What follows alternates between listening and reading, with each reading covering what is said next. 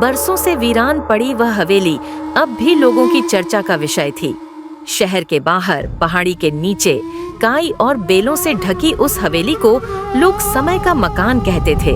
कहते हैं वहां रात के तीसरे पहर नीली रोशनी चमकती है और अजीब सी घड़ी की टिक टिक सुनाई देती है, जैसे कोई अदृश्य घड़ी किसी और दुनिया का समय बता रही हो।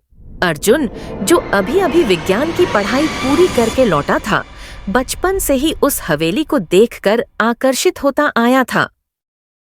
उसके दादा, जो उस हवेली के पास रहते थे, कहा करते, उस घर में समय ठहर जाता है बेटा, जो अंदर जाता है वही खुद को कहीं और पाता है।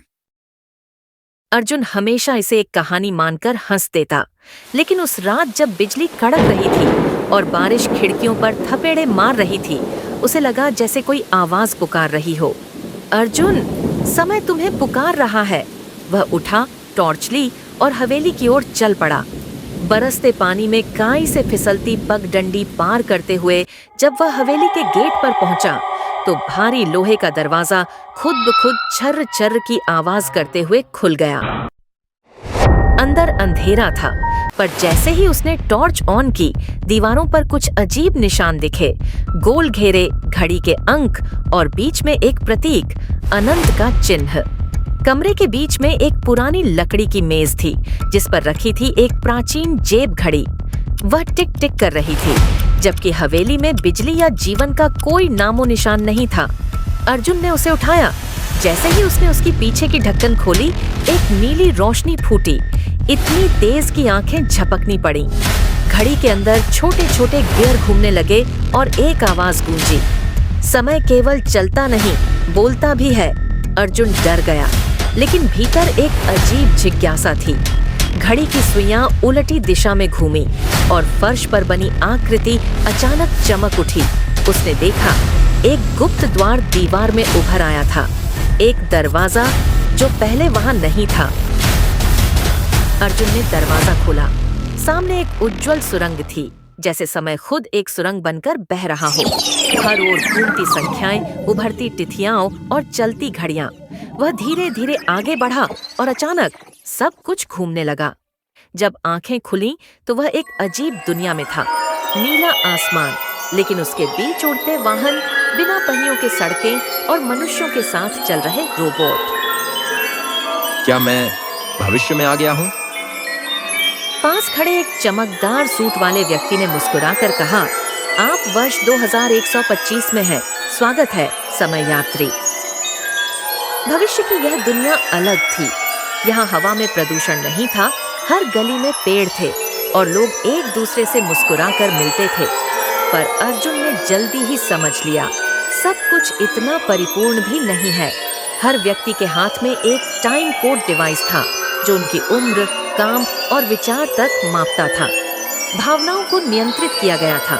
लोग खुश या दुखी नहीं होते थे, बस संतुलित रहते थे। एक लड़की आरा, जो वहाँ की वैज्ञानिक थी, अर्जुन के पास आई। तुम अतीत से आए हो, है ना? तुम्हारी घड़ी ही उस गुप्त द्वार की कुंजी है।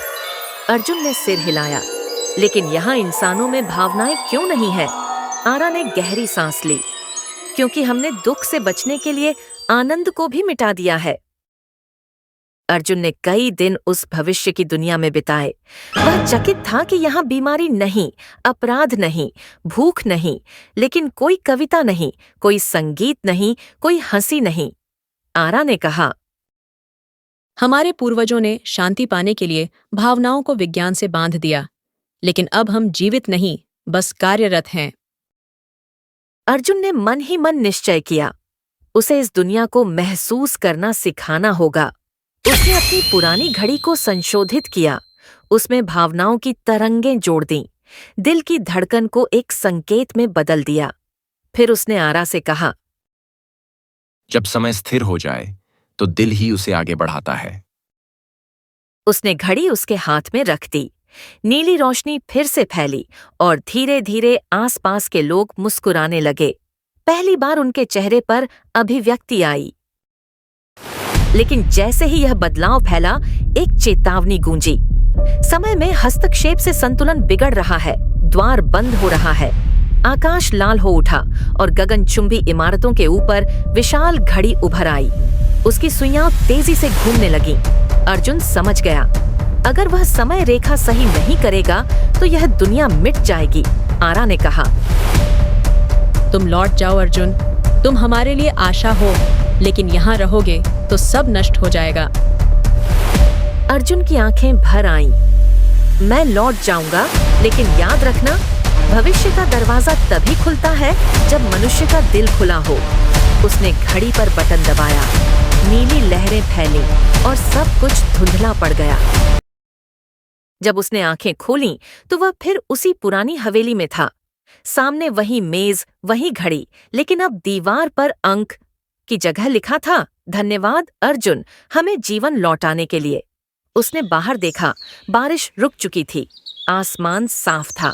पहली किरण उसके चेहरे पर पड़ी और उसने महसूस किया जैसे समय ने खुद उसे आशीर्वाद दिया हो। वह धीरे धीरे घर की ओर चला, घड़ी को जेब में रखते हुए।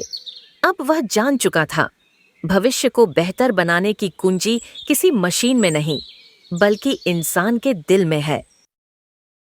सालों बाद अर्जुन एक वैज्ञानिक बन गया। उसने एक पुस्तक लिखी, the secret door of tomorrow, जिसमें उसने लिखा, भविष्य का द्वार न तो किसी हवेली में छिपा है, न किसी मशीन में। वह हमारे निर्णयों, हमारे कर्मों और हमारी संवेदनाओं में छिपा है। जब हम सही सोचते हैं, सही करते हैं, तो हर दिन कल का द्वार खुलता है। और जब किसी ने पूछा, क्या वह हवेली अब भी वहां है? हाँ, लेकिन अब वह हर दिल में बसती है। भविष्य को बदलने के लिए समय नहीं, संवेदना चाहिए। विज्ञान केवल रास्ता दिखा सकता है, लेकिन दिशा इंसानियत तय करती है।